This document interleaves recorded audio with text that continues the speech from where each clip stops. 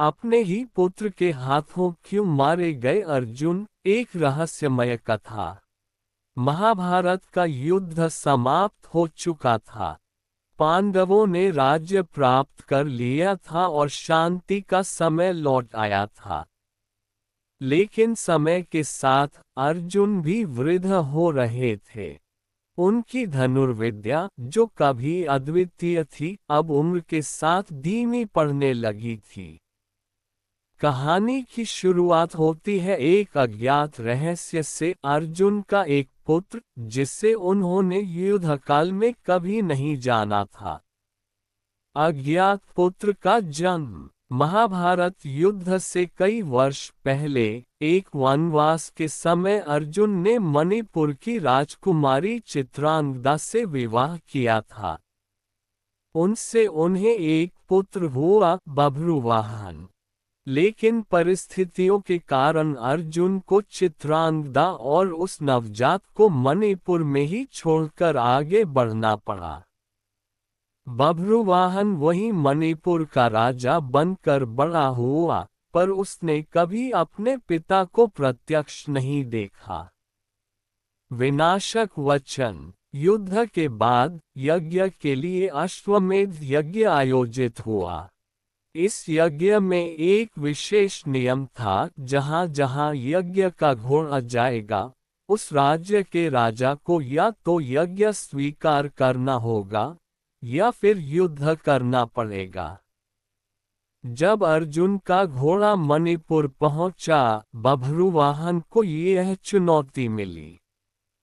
उसे यह नहीं बताया गया कि यज्ञ करने वाला उसका अपना पिता है। उसकी मां चित्रांगदा ने समझाने की कोशिश की, लेकिन अर्जुन का राजधर्म और पुत्र का क्षत्रिय धर्म दोनों टकरा गए। पिता पुत्र का युद्ध। मणिपुर के मैदान में अर्जुन और बभ्रुवाहन आमने सामने आए। अर्जुन वृद्ध हो चुके थे, लेकिन उनकी वीरता अब भी कम नहीं थी।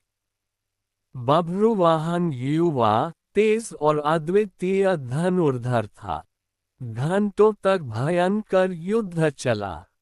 अंत में बभ्रुवाहन ने एक दिव्य अस्त्र, नागास्त्र का प्रयोग किया, जो अर्जुन के हृदय में लगा। अर्जुन भूमि पर गिर पड़े, निर्जीव।